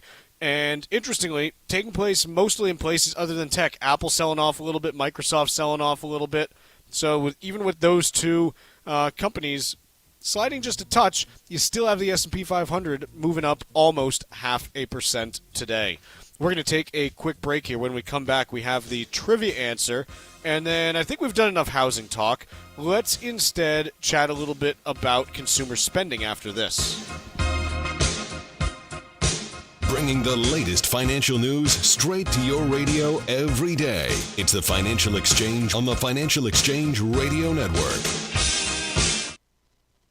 For 40 years, Cancer Support Community has been a relentless ally for anyone impacted by cancer, with free services provided online and in person, with their newest location in Massachusetts. Connect with Cancer Support Community Massachusetts for free emotional support, educational resources, patient navigation, financial counseling, and more. 617-797-3391. CancerSupportMass.org. CancerSupportMass.org. We are the Debt Destroyer Network.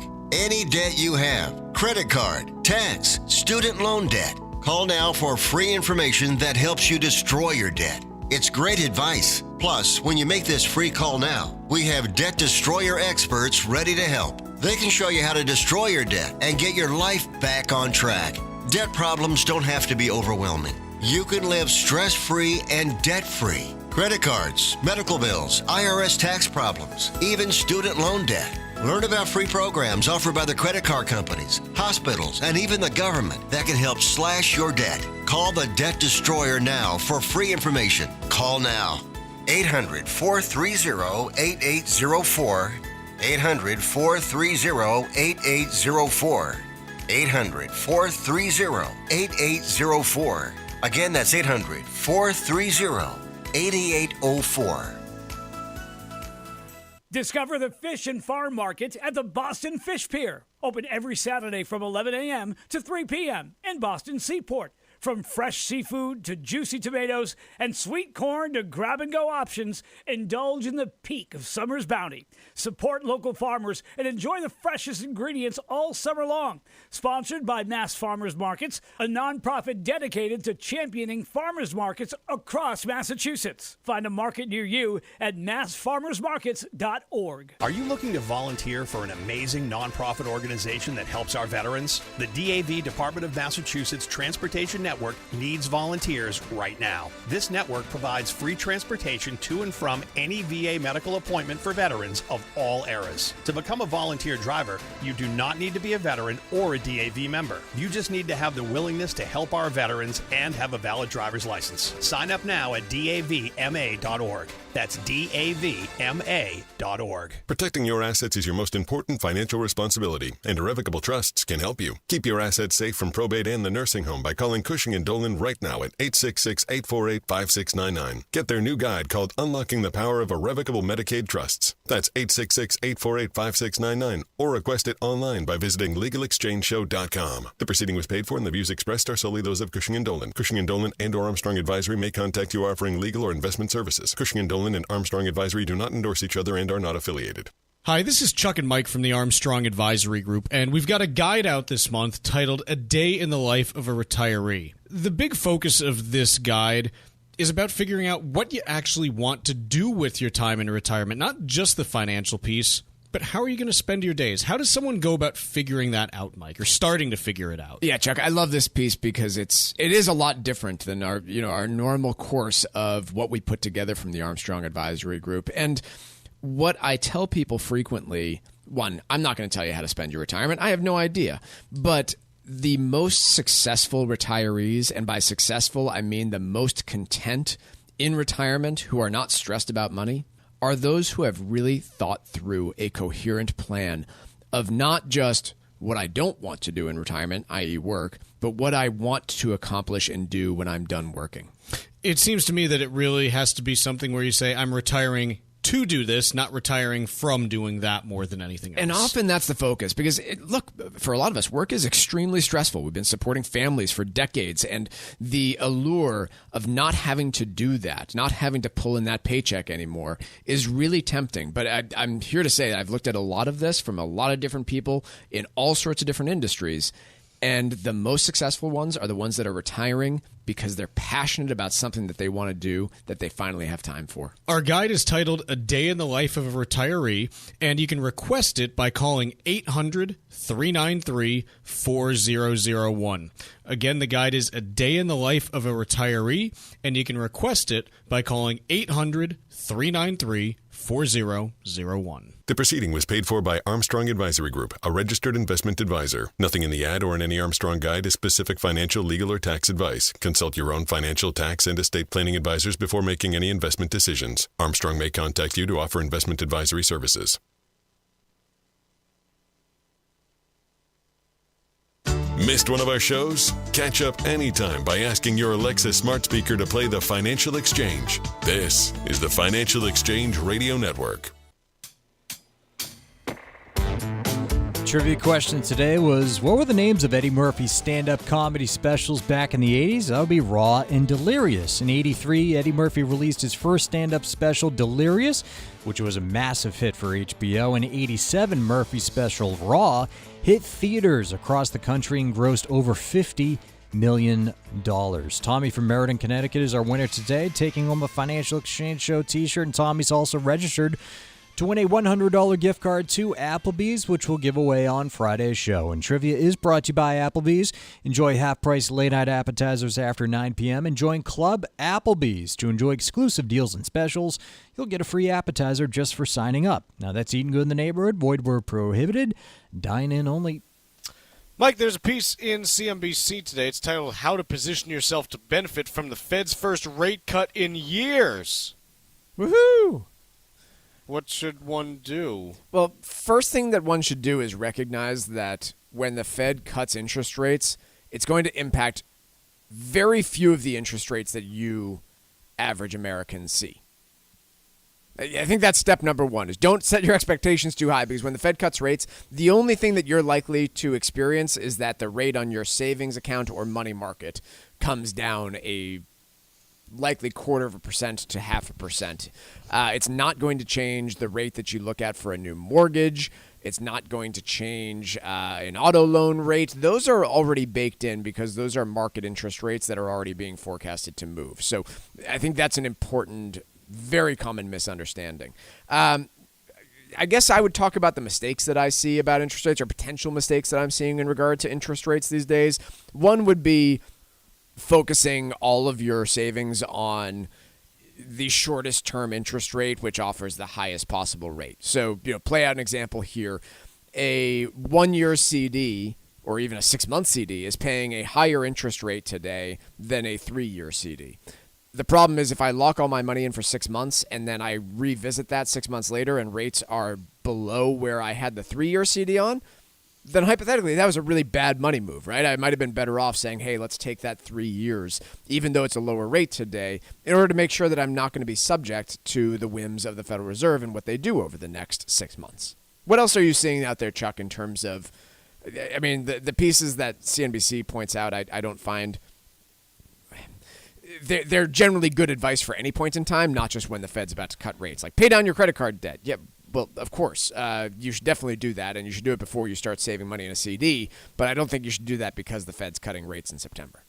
Yeah, and some of this also, CNBC, they mentioned, okay, get your credit score better so that you can get lower interest rates anyways. Again, always get your credit score better. It will always help you if you can go ahead and do that, but that's not exactly a things to do as we head into a rate cutting session. One of the other, I'll mention another, quasi mistake that I see frequently. And this one's tricky because it has been almost gospel from a lot of our parents in terms of their mortgage. So, hey, make an extra payment on your mortgage per year and look how much faster you'll pay it off. I would actually argue that right now for a lot of Americans, let's say you've got like a 3% mortgage rate, stopping those extra payments and putting that money elsewhere can be a much more successful strategy. Yeah, it's a case of, on that one, if your mortgage rate is fixed at 3% and you're saying, hey, I could take, the extra and I've got, I can put that in a CD that gets me 5% over, X period of time. Okay, yep, the dollars can, potentially make sense there.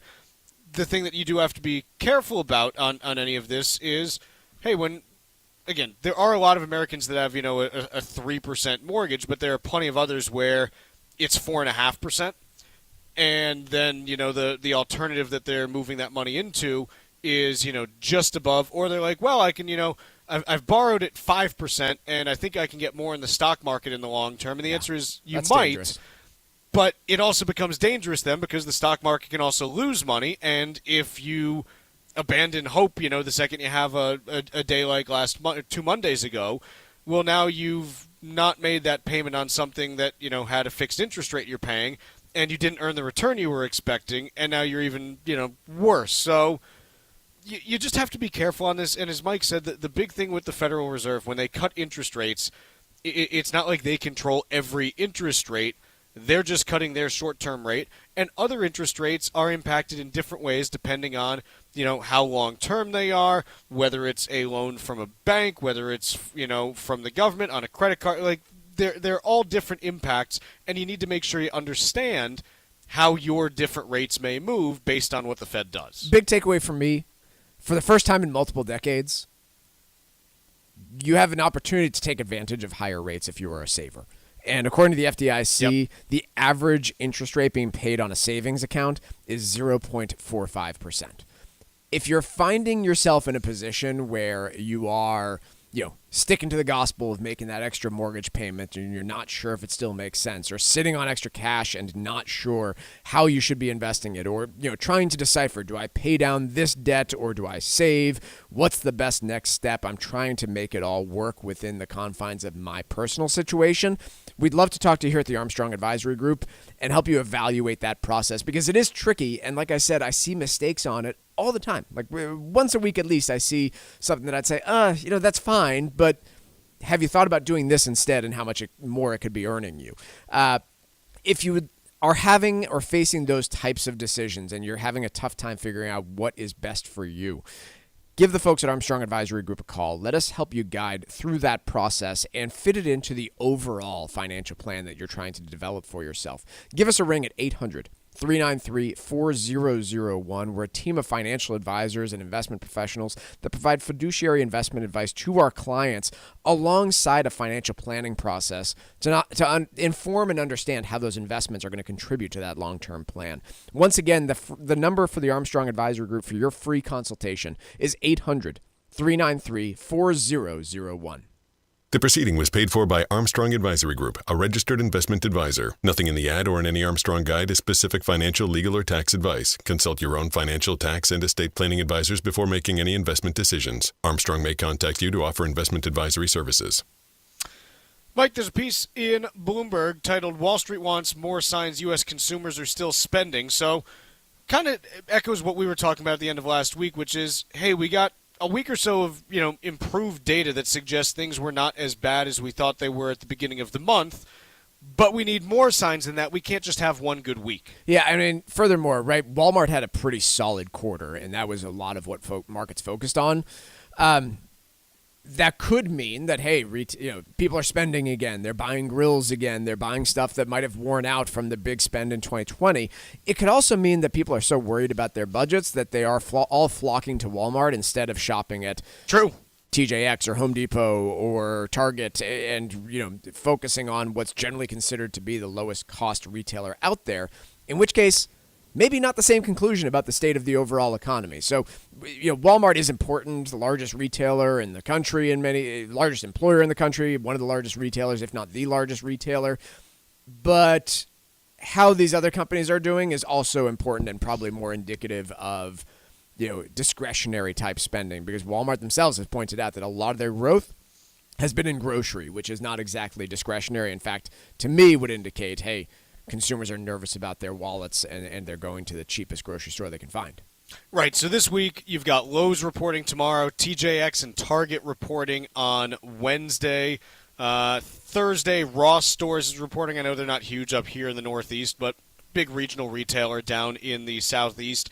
Dollar Tree in Burlington also report on Thursday. BJ's as well. So, I mean, you've just got them all stacked up. Actually, even on Wednesday, some smaller ones. Macy's reports, I guess. Still talking about them? Listen, so the interesting thing about Macy's, they still do $5 billion a quarter in revenue. Yeah. They don't make a ton of money on it, but they're there. Let's see, Urban Outfitters, who is still around, I guess.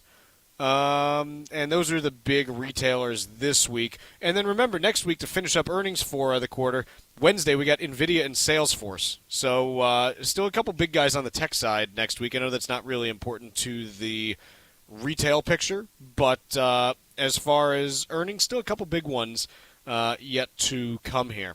Let's take a quick break, and when we come back, we'll do a little bit of Stack Roulette. The Financial Exchange Show podcast drops every day on Apple, Spotify, and iHeartRadio. Hit that subscribe button and leave us a 5-star review. You're listening to the Financial Exchange Radio Network. Hi, I'm Lisa Hughes. This Veterans Day weekend, help honor all who've served our country and join WBZ for the annual DAV 5K, a run or walk to support disabled vets here in Massachusetts with housing, transportation, and other critical support. Saturday, November 9th at DCR's Castle Island in South Boston. Let's thank all who have sacrificed for our freedom and help our heroes on their road to recovery. Visit DAV5K.Boston to register or donate today. The DAV 5K Boston is presented by Veterans Development Corporation. Protecting your assets is your most important financial responsibility, and irrevocable trusts can help you. Keep your assets safe from probate and the nursing home by calling Cushing & Dolan right now at 866-848-5699. Get their new guide called Unlocking the Power of Irrevocable Medicaid Trusts. That's 866-848-5699, or request it online by visiting LegalExchangeShow.com. The proceeding was paid for, and the views expressed are solely those of Cushing & Dolan. Cushing & Dolan and or Armstrong Advisory may contact you offering legal or investment services. Cushing & Dolan and Armstrong Advisory do not endorse each other and are not affiliated. Summer in New England is spectacular. Winter in the U.S. Virgin Islands is even better. St. Croix, St. Thomas, and St. John are three of the most incredible islands anywhere in the Caribbean, and their popularity has soared over the past 3 years. If you're ready for your next fabulous vacation, now's the time to check out the American Caribbean. Go to visitusvi.com, where you'll find all the information you need to book a trip that you'll never forget. The St. Croix Crucian Festival runs from December 26th to January 4th. Celebrate New Year's on St. Croix and enjoy world-class cuisine, pristine beaches, a wide variety of water sports, and some of the greatest musical acts the islands have to offer. Travel to and from New England is simple, and your stay will be hassle-free, because this is the American Caribbean. There's no passport needed and no money to exchange. America's Caribbean paradise is waiting for you. Go to visitusvi.com and make your plans today. That's visitusvi.com. Every single day, more than 2,000 U.S. companies face a cyber threat or attack. The Boston Red Sox in Fenway Park chose Centripetal as their official cyber network security partner to ensure the protection of their network and ballpark. Intelligence is the answer to protecting your network, and Centripetal is the global leader of intelligence-powered cybersecurity. The choice is yours. Are you going to be another one of those attacked companies? Or are you ready to experience a radical new cybersecurity solution? Find out why the Red Sox chose Centripetal at www.centripetal.ai. Cardiovascular disease is the #1 killer of women, taking the lives of 1 in 3. That's more than all forms of cancer combined. For too long, heart disease and stroke have taken the lives of the women we love. But we're not giving up. Because we have something better. Stronger, more powerful. We have each other. When we come together and go red, the more power we have against our greatest health threat. Visit GoRedForWomen.org today to learn more. Recent reports suggest that a record 4.1 million Americans may retire this year alone. Hi, this is Mike Armstrong from the Armstrong Advisory Group, and if you're one of them, you'll want to have a retirement plan in place that focuses on several objectives. When to actually retire is a very important one to consider. Retiring early while giving you more time to enjoy life after work also means you'll need your money to last longer. Retiring later may not give you as much time to enjoy life's pleasures, but you'll have more time to save money. It's important for your retirement plan to strike a reasonable balance, and our new guide may help. It's called A Day in the Life of a Retiree, and it's yours free by calling 800-393-4001. The guide discusses these issues and more, so please call 800-393-4001. Once again, 800-393-4001. The proceeding was paid for by Armstrong Advisory Group, a registered investment advisor. Nothing in the ad or in any Armstrong guide is specific financial, legal, or tax advice. Consult your own financial, tax, and estate planning advisors before making any investment decisions. Armstrong may contact you to offer investment advisory services. Find daily interviews and full shows of the Financial Exchange on our YouTube page. Like us on YouTube and get caught up on anything and everything you might have missed. This is the Financial Exchange Radio Network. This segment of the Financial Exchange is brought to you in part by the U.S. Virgin Islands Department of Tourism. The U.S. Virgin Islands are St. Croix, St. Thomas, and St. John. Enjoy perfect weather, world-class dining, and incredible beaches, as well as a vibrant nightlife. Head to visitusvi.com and book your trip today. No passports needed and no money to exchange. Take your next vacation in America's Caribbean paradise, the United States Virgin Islands. Go to visitusvi.com to book your trip. That's visitusvi.com. All right, Mike, do you mind if I kick things off here for Stack Roulette? Please do, Charles. I'd like to talk about drones because Tucker just knows how to get me going on this. So there's a piece in CNBC. It's titled, Amazon's Troubled Drone Delivery Program Faces Latest Challenge in Texas, Annoyed Residents. And this is exactly my nightmare when we talk about drone delivery of packages. Everyone's like, oh, it'll get, all the trucks off the street. Yeah, like it's UPS trucks crowding the street. When I'm on 128 sitting in traffic in the morning heading in, there's like one UPS truck, and then there's a bunch of us driving into work. So it's not the UPS trucks. Even... oh, like you're going through Boston. No, it's not the one UPS truck. It's the 84 DoorDash bikes that are blocking stuff up. So, let's pump the brakes here. But here's what they're talking about doing. There's a proposal from Amazon to the FAA to allow the company in this area in College Station, Texas, right around Texas A&M, to increase deliveries to 469 flights per day, up from its current level of 200 flights a day. So more than doubling. They also want to expand the hours to, instead of being limited just to daylight, between 7 a.m. and 10 p.m., and expanding its delivery area by 4 times. So basically, we're going to be taking way more packages, way more mileage in the air. And the city manager of College Station actually said that city officials ran tests of the Prime Air drones and found that they had noise levels between 47 and 61 decibels. Now, to put this in perspective, again, when you're trying to figure out what that means and what it equates to, it's not as loud as things such as, chainsaws, which are at 125 decibels, and heavy equipment at 110. Is right outside your house? Oh, it's oh my goodness, it's right there right now. Right, imagine having that going on. Do they come with the music? Do they play Ride of the Valkyries when they're delivering? I think so. Yeah. That would be something. But this is all Amazon saying, "Hey, we're trying to make our delivery more efficient, and in return, making the quality of life for us not great." And this is before you even get into, hey, this is for, 469 flights a day, which is a drop in the bucket in terms of how many deliveries Amazon makes. To actually make a dent, you need to get to thousands an hour in terms of, metro areas. Like the Boston area, the New York area, they don't get 469 packages a day. They get thousands. And so this, in my opinion, is my nightmare, is a bunch of drones just flying through the air, dropping packages willy-nilly, and no thank you. I'll deal with the traffic. I'll sit and I'll listen to something and I'll figure it out. Because I can't do this. From the beginning, my concern is really not about this happening, because it just, even learning everything we have, it just seems like the most impractical solution to the problem. It just seems completely inefficient to me. I don't think it's going to get that much traction, because I don't know how you make this work efficiently. So we will see where it goes, but Chuck is immensely concerned about it, obviously. I want to talk about... I won't talk about realtor commissions, fine. I was going to go that direction, but we'll save that for another day.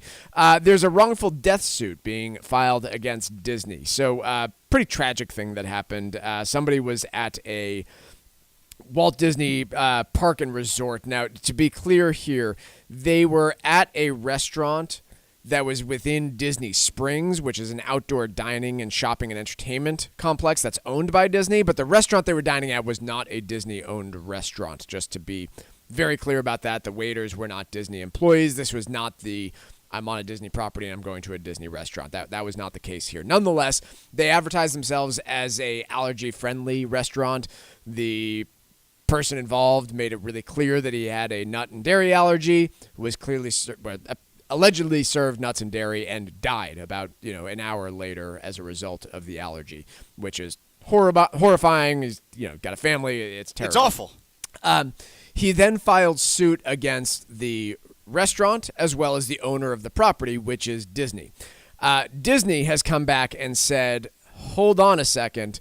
Before you sue us, we need to bring up the fact that at one point you signed up for a free trial of Disney Plus streaming service, and when you did that, you agreed to solve any of our disputes via arbitration instead of a lawsuit. And so, not only, hey, we're sorry that you have to deal with the loss of your family, but because you signed up for a completely unrelated service that had nothing to do with this property that we own, you can't sue us because of that. So a couple things here. One, he might not have any grounds to sue Disney in the first place. They didn't operate the restaurant. They didn't have any involvement whatsoever in this guy's passing. But the fact that by having subscribed to a Disney streaming service, I am now somehow waiving any right that I have to fight Disney in the future. I mean, I guess all of us beware about the tentacles of all these companies and how far they reach, but that seems to me to be completely unrelated and arbitrary. I'm trying to think of like anything kind of disgusting to be honest too. But yeah, I'm trying to think of the right word to use, and disgusting's probably the right one. Again, I get that in lawsuits, lawyers will do this and do that, but like get the suit thrown out because Disney didn't have anything to do with his passing. Right, like, that's true. Sure, we don't operate the restaurant. We have nothing to do with it. Yep. Okay, like reasonable. Fine, you have to sue the actual restaurant. Totally get it. Hey, you can't sue us because you had a Disney Plus subscription on a trial 4 years ago? Kind of appalling. I mean... And dystopian, too. Right, it's just... There are no humans in the lawyer's department there. It's all artificial intelligence or no intelligence. Yeah, so I don't know what to do about all that because... now you probably just can't sue anybody if you've agreed to any of these things. But, yeah, that's distasteful at best. Yeah, it's brutal. Like, I'm pretty upset right now, and that's all I have to say about that. Taking a look at markets, the Dow is up 191 points. The S&P is up 25. The NASDAQ up 80. We are all done for the day. We're going to call it a day and go do our thing. And, hey, don't worry, we'll be back tomorrow. We got more Financial Exchange coming up, so tune in. And we'll have a whole full show with more on the Fed's Jackson Hole meeting tomorrow.